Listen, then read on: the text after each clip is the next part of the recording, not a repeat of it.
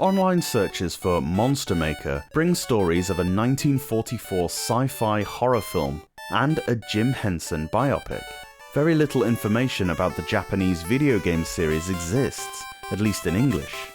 From what I can gather, the games are card-based RPGs, whereby you crawl through dungeons uncovering tiles on a one-by-one basis.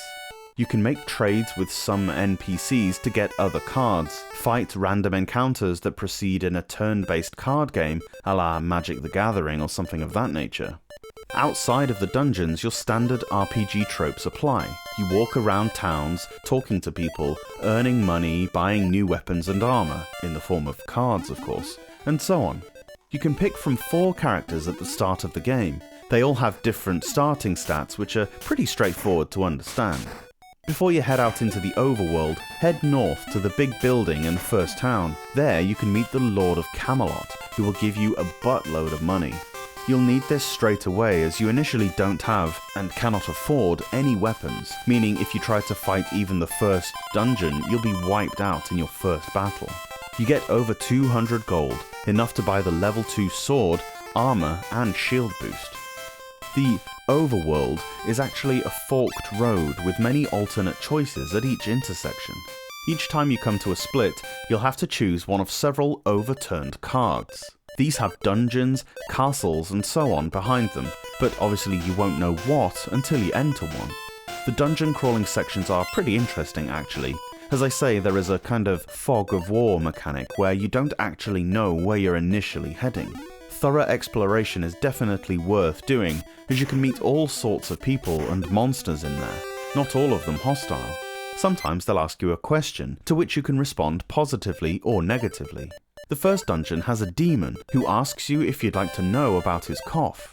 Say no and he'll just go away, but if you say yes, he'll cough and a bunch of gold will come out. There's no way to really know what the outcome will be, so it's really just a guessing game at that point. Monster Maker seems like it's really got something going for it. The card-based RPG style was pretty unique to the Game Boy at this point. There is a lot of text which could prove a stumbling block, but the language isn't of a super high level. I managed with a good chunk of it. One thing I will say is the battle system is quite heavily weighted in favour of the AI.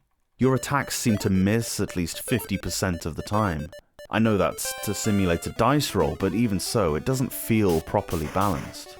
If you're up against 3 enemies, you're probably going to be defeated within a couple of turns unless you're really lucky with your hits. Sure, you only go back to the previous town, and you can save at any time, but you lose money. If you've been saving up for the sorely needed weapon and armor upgrades, this can get pretty tiresome. What Monster Maker tries to do is exciting, although it never quite reaches its goal. There are 2 more games in the series though, one which actually uses the barcode scanner. Perhaps they'll be a little fairer.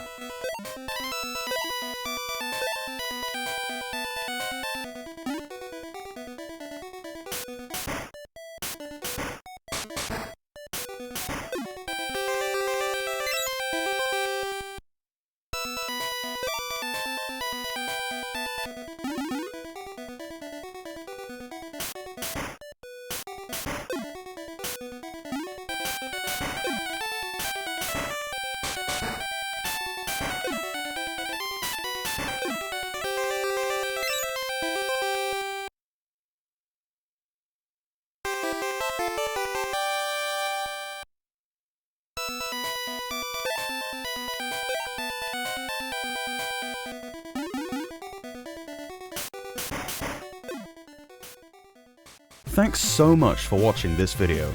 Let me know your thoughts on the game down below, and if you can spare a second, give the review a quick thumbs up, it really helps out. Subscribe to the Portable Power podcast for a new Game Boy review every day from Monday to Friday. Or alternately, new episodes of the podcast drop every Saturday and Sunday on whichever platform you get your pods. See you later on.